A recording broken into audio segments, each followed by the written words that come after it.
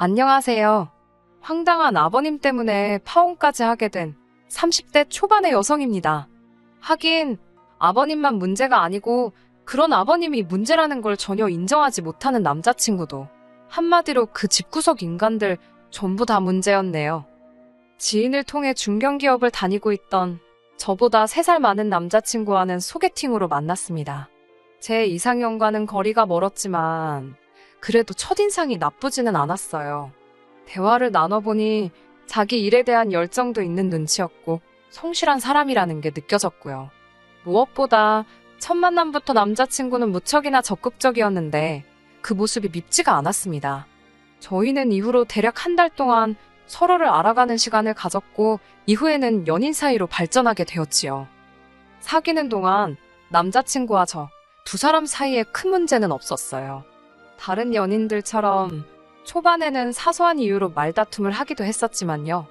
둥글둥글한 성격의 남자친구와 싫은 소리는 못하는 제가 만났으니 결국 크게 다툴래야 다툴 수가 없었다고 해도 되겠네요.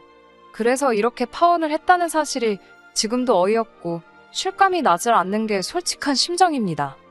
사귄 지 얼마 되지 않았을 때 남자친구가 혼자 산다는 사실을 알게 되었어요.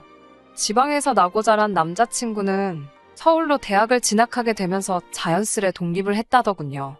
처음에 서울에 올라와서는 정말 크게 놀랐답니다. 전세는 고사하고 월세 보증금도 어찌나 비싸던지 결국 고시원에 들어갔다고 해요. 하지만 이런 이야기야 제 친구들에게도 몇 번이고 들었기에 크게 놀라진 않았지요. 사귀는 기간이 길어지면서 자연스레 결혼 이야기도 오가기 시작했습니다. 그리고 그 무렵 저희 어머니의 생신이 다가오고 있었는데 문득 이제 슬슬 남자친구 부모님의 생신도 챙겨야 하는 건가 싶더라고요. 알아둬서 나쁠 건 없겠다는 생각에 어머님의 생신은 언제인지 물어봤어요. 부담스럽지 않은 선에서 케이크나 작은 선물 정도는 챙겨드릴 의사도 있었으니까요. 남자친구는 순간 조금 난처한 표정을 하더니 생신은 며칠 전에 지나갔다고 했습니다. 그리곤 덧붙이기를 기일에 챙겨드리면 된다고 하더라고요. 기일이라니 그게 무슨 소리냐고 하니까 어머님께서 돌아가신 지도 벌써 10년도 넘었다고 하더라고요. 전혀 생각지도 못한 이야기였기에 몹시 당황스러웠지요. 남자친구가 당황한 제 표정을 알아챘는지 그렇게 놀랄 것 없다면서 자기가 서울에 올라오고 얼마 지나지 않았을 무렵 돌아가셨다고 하더라고요. 알고 보니 어머님께선 당신이 아픈 걸 오랫동안 비밀로 하셨더랍니다. 아무래도 돈 문제가 제일 큰 이유였던 것 같다면서요. 평소엔 늘 씩씩하고 밝아 보이던 남자친구가 그 이야기를 할 때는 눈이 다 벌개져선 당장이라도 울 것 같아 제 마음이 다 아팠네요. 남자친구 말에 의하면 남자친구 집이 처음부터 어려웠던 건 아니랍니다. 유복하신 조부모님께서 일찍이 아버님께 많은 재산을 물려주셨기에 남자친구가 어렸을 때만 하더라도 갖고 싶은 거 못 가져본 게 없고 먹고 싶은 거 못 먹어본 적이 없다고요. 하지만 남자친구가 10대에 접어들 무렵 생전일이라곤 해본 적 없던 아버님께서 갑자기 사업을 하시겠다며 집 재산을 시쳇말로 전부 끌어다 다 해먹으셨답니다. 다 말아먹기만 했으면 다행인데 빚까지 지기 시작하시면서 급속도로 가세가 기울었다고요. 이후로는 어머님께서 남의 집 가사도우미를 하시고 밤에는 식당에서 설거지를 하시는 등 평생 안 해보신 고생을 하기 시작하셨답니다. 하지만 옛말에 버는 놈 따로 있고 쓰는 놈 따로 있다잖아요. 남자친구 집이 딱 그랬던 모양이에요. 어머님께선 그렇게 생고생만 하시다 돌아가셨다며. 솔직히 여기까지 들었을 땐 남자친구가 아버님을 어지간히 미워하지 않을까 싶었습니다. 어머님께서 어쩌다가 골병이 들어서 돌아가시게 된 건지 제3자인 제가 들어도 전후 사정이 뻔했으니까요. 하지만 옆에서 지켜본 결과 남자친구는 아버님과 꽤나 돈독한 관계를 유지하고 있었어요.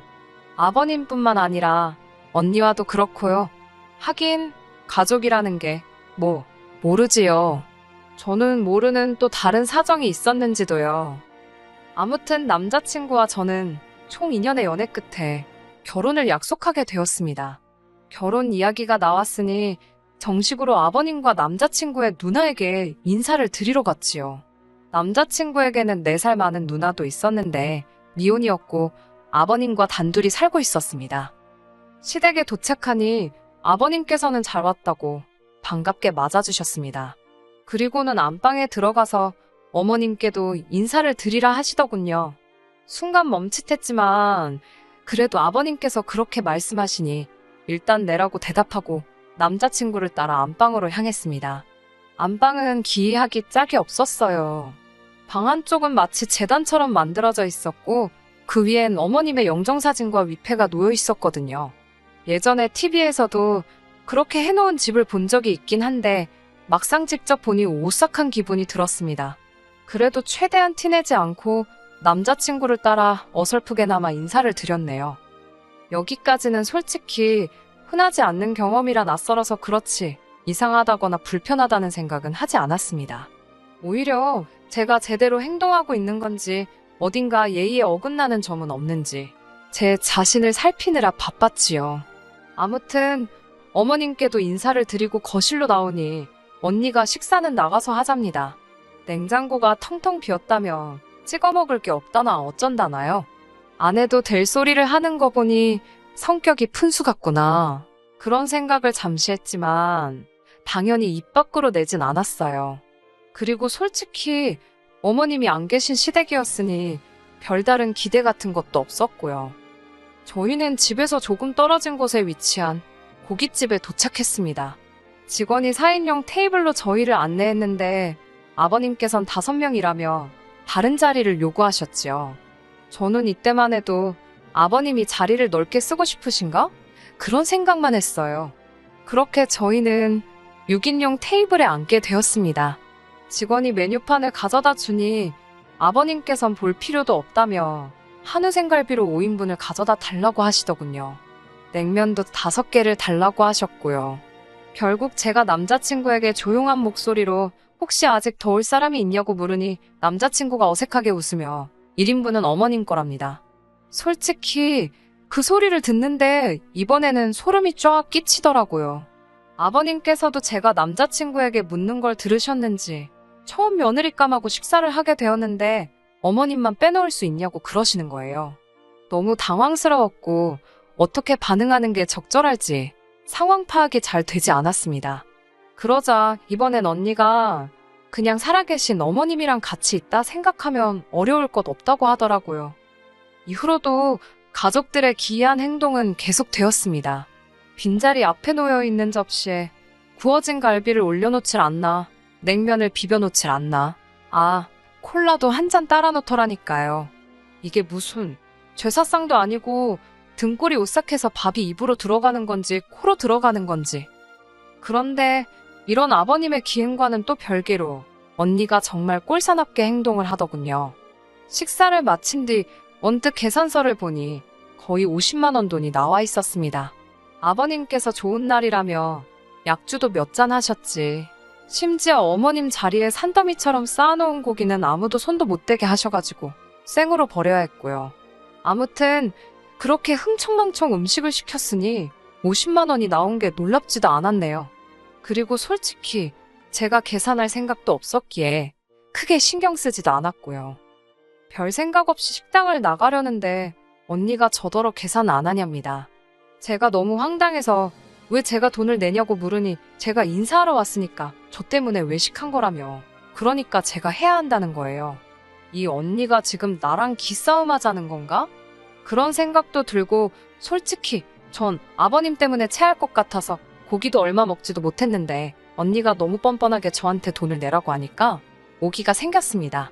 저는 언니한테 전 아버님이 사주시는 줄 알고 따라 나왔다고 원래 이렇게 처음 며느리감이 인사 오면 시부모님 되실 분들이 한상 거하게 차려주시지 않냐고 받아쳤네요. 그리고는 언니 옆에 있던 아버님께 배부르게 잘 먹었다고 허리 숙여 인사를 드렸습니다. 그러자 아버님도 어색하게 웃으시며 언니더러 계산하라 하시더군요. 전 뒤도 안 돌아서고 고깃집을 빠져나왔습니다. 들릴 듯 말 듯하게 욕하는 소리가 들렸지만 무시해버렸어요. 제가 빈손으로 인사를 간 것도 아니었는데 무슨 고기까지 사라는 건지. 결국 원래대로라면 커피라도 한 잔 대접하려고 했지만 이미 언니나 저나 기분이 상할 대로 상한 상황이었기에 식사를 마치곤 바로 서울로 올라왔습니다. 하지만 이 정도의 신경전 때문에 제가 파혼을 결심한 건 아닙니다. 아버님과 남자친구 가족들의 억지는 때와 장소가 없더라고요. 지난달 상견례가 있었습니다. 그땐 저희 부모님도 이미 남자친구의 어머님께서 돌아가셨다는 사실을 알고 계셨고요. 상견례는 중식당에서 하게 되었는데 아버님의 제안으로 이루어진 일이었습니다. 설마 어머님이 좋아하셔서 고르신 장소는 아니겠지라며 농담처럼 남자친구에게 떠봤는데 순진한 남자친구가 맞다고 순순히 대답을 하더라고요. 어이도 없고 황당했지만 그게 전부가 아니었네요. 상견례 당일 약속 시간은 6시였는데 어쩌다 보니 아버님과 언니가 제일 먼저 도착을 했고 뒤를 이어 저와 남자친구가 도착을 하게 되었습니다. 약속 시간까지는 20분이나 남아 있었지만 혹시나 싶어 룸에서 나와 부모님께 전화를 드렸습니다. 저희 부모님께선 걱정 말라며 이제 곧 도착한다고 하셨고요. 전화를 마치고 룸 안으로 들어가려는데 의자를 든 직원이 저희 룸으로 들어가는 게 보였습니다. 무슨 일인가 싶어 뒤따라 들어가다가 어처구니가 없는 상황을 보곤 하마터면 쓰러질 뻔했어요. 아버님께선 당신이 메고 오신 가방에서 정말 시골에서 할머니들이 톡 포장할 때나 쓰실 법한 연분홍 보자기로 포장된 보따리를 주섬주섬 꺼내시고 계셨거든요. 그리고 그 보따리 안에는 어머님의 영정사진이 담긴 액자가 들어있었지요. 아버님께선 비어있는 당신 옆자리에 그 액자를 떡하니 올려놓으셨습니다. 직원이 의자를 가져온 이유도 제가 남자친구 쪽 3명, 저희 쪽 3명 이렇게 6명을 예약했는데 아버님이 어머님 자리가 없지 않냐며 한 자리를 더 달라고 하신 거였고요. 제가 남자친구를 불러내 이건 아닌 것 같다고 이야기를 했습니다. 하지만 남자친구도 아버님과 같은 입장이더군요. 자기 인생에 한 번뿐일 상견례이고 원래 상견례는 부모끼리 만나는 자리지 아니냐입니다. 자기는 이렇게라도 어머님께서 자기의 새로운 인생이 시작되는 걸 함께 해주셨으면 좋겠다며 저더러 이해를 해달라고요. 남자친구가 어찌나 단호하게 말하던지 오히려 제가 나쁜 사람, 이상한 사람처럼 느껴질 지경이었지요. 그때 저쪽에서 저희 부모님이 식당으로 들어오시는 모습이 보였고 저는 남자친구에게 룸으로 들어가라 했습니다. 두 분이 당황하지 않으시도록 일단 제가 먼저 상황 설명이라도 드려야겠다 싶었거든요. 제 이야기를 들으신 부모님께서는 무슨 말 같지도 않은 소리냐며 불편한 기색을 보이셨습니다. 저는 그래도 좋은 일로 모인 자리인 만큼 얼굴 붉히는 일은 없었으면 좋겠다고 조금만 이해해달라고 부모님께 부탁을 드려야만 했어요. 상견례는 솔직히 개판이 따로 없었습니다. 아버님께서 말끝마다 영정사진에 대고 당신은 어떻게 생각하냐, 마음에 드냐 그러면서 집사람이 여기 같이 있으니 그래도 힘이 나신다. 저나 저희 부모님으로선 뭐라고 대꾸하기도 힘든 대화를 계속해서 이어나가셨거든요. 저만큼이나 당황하신 듯한 저희 부모님께선 그래도 딸의 부탁 때문인지 최대한 침착하게 상견례를 끌고 가시려는 노력을 하고 계신 눈치였지만요. 하지만 저희 부모님의 노력에도 불구하고 아버님이나 언니 두 사람 다 결혼과는 상관없는 계속해서 어머님에 관한 이야기만 늘어놓았습니다. 결국 참다 못한 저희 부모님께서 먼저 애들 집이나 혼수 문제는 어떻게 할 생각이시냐고 물으셨지요. 그러자 아버님께선 애 엄마가 돈이 없어 병원 치료도 한번 제대로 못 받아보고 죽었다면서 한마디로 못 보태주신다 소리를 돌아가신 분을 들먹이며 하시더라고요. 솔직히 진작부터 결혼할 때 도움을 못 받을 거란 예상은 하고 있었기에 크게 놀라지도 않았습니다. 아무튼 아버님의 대답을 들으신 저희 부모님께선 그럼 아이들이 알아서 하는 쪽으로 하고 대신 혼수나 예단 같은 것도 생략할 건 생략하는 게 좋겠다고 말씀하셨지요.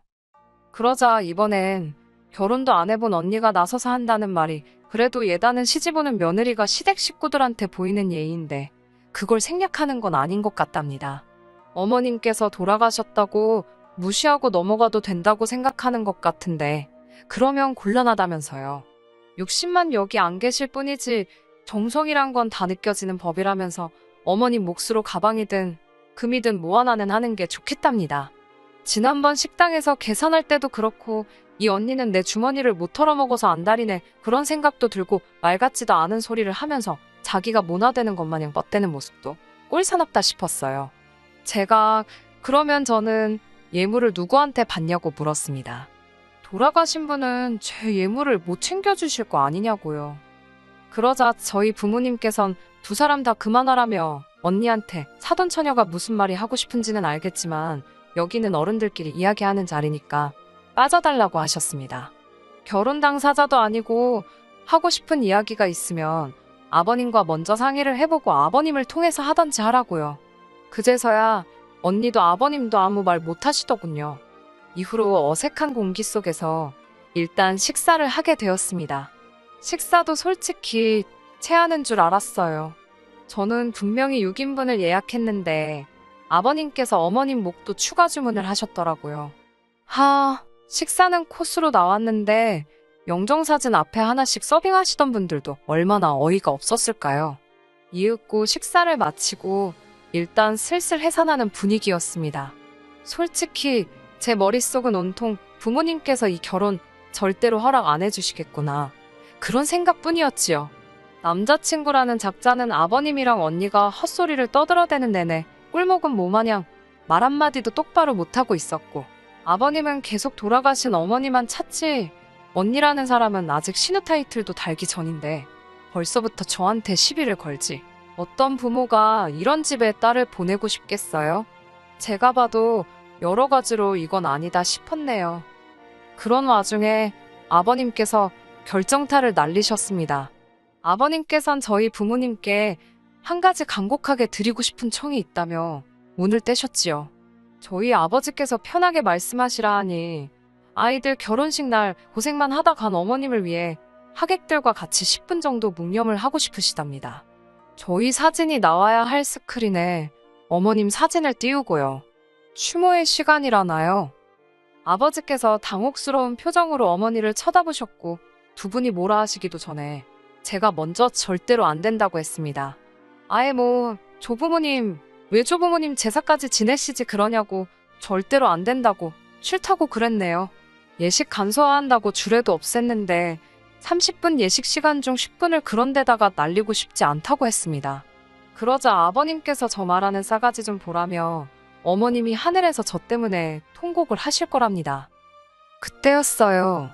저희 부모님께서 왜 남의 집 귀한 딸한테 싸가지를 운운하시냐며 상식적으로 애들 결혼식장에서 죽은 사람 추모를 하자는 게 말이 되는 소리냐며 호통을 치셨어요. 돌아가신 양반 안타까운 거야 알겠지만 엊그제 돌아가신 것도 아니고 10년도 더 되었다면서 적당히 하시라고요. 그러자 아버님께서는 어머님 영정사진을 끌어안고는 서러워서 못 살겠다며 살았건 죽었건 지 시어머니 될 사람인데 저렇게 매정하다고 아버님께선 나오지도 않는 눈물을 쥐어짜내시는 것 같았어요. 급기야 언니까지 가세에서는 엄마 없는 서러움이 이런 거냐며 자기들이 많은 걸 바랬냐고 이러니 죽은 사람만 불쌍하다나 어쩐다나. 아니 막말로 저 때문에 돌아가신 것도 아닌데 왜 저한테 난리인지 어이가 없더라고요. 저희 부모님께선 상대할 가치도 없다고 이런 집구석으론 절대로 시집 못 보낸다며 화를 내시곤 저를 끌고 나가셨습니다. 그제서야 남자친구가 따라 나오는 신용을 하며 저희 부모님더러 한다는 말이 저를 많이 사랑한다고 이번만 좀 어떻게 이해해 주시면 안 되겠냐입니다. 추모의 시간 10분이 너무 길다고 하시면 반으로 줄여서 5분만 해도 괜찮다나요? 저희 아버지께서 남자친구더러 한마디만 더 하면 대갈통을 박살을 내놓는다고 입 다물고 꺼지라 하시더군요. 전 저희 아버지가 그렇게 상스러운 소리 하시는 거 태어나서 그날 처음 봤어요. 그렇게 파혼하게 되었습니다. 이튿날 남자친구가 전화를 걸어와선 한다는 말이 일단 아버님과 언니 앞에서 내내 해놓고 뒤로 여우처럼 조율하면 될걸 제가 일을 너무 크게 만들었답니다. 그래도 자기는 저랑 결혼하고 싶다며 일단 아버님께 죄송하다고 하래요. 누가 잘했고 잘못했고를 떠나서 어른이 먼저 사과하는 그림은 웃기지 않냐고요. 제가 먼저 숙이고 들어가면 자기가 아버님 잘 설득해서 저희 부모님하고 다시 한번 이야기해보시게 자리를 만들어 보겠다나요. 어처구니가 없어서 남자친구한테 그럴 필요 없다고 나는 오빠하고 결혼하고 싶은 생각이 싹 사라졌다고 했습니다. 돌아가신 어머님 곁이나 온 가족이 지키라고요. 그리고 또 전화하면 저희 아버지께 말씀드릴 거라고요. 대갈통이 나만 하겠냐고 덧붙이곤 전화를 끊고 아예 차단까지 해버렸어요. 지금 이 사연을 쓰면서도 어이가 없고 헛웃음만 나오네요. 저야말로 이런 집구석에 시집가지 말라고 조상신이 도와준 것 같아서 어떻게 향이라도 피워드려야 하나 싶습니다. 감사합니다, 조상님들. 끝까지 들어주셔서 감사합니다. 오늘의 사연은 여기까지입니다. 구독과 좋아요, 알람 설정 부탁드리고 더 좋은 사연으로 다시 찾아뵙겠습니다. 감사합니다.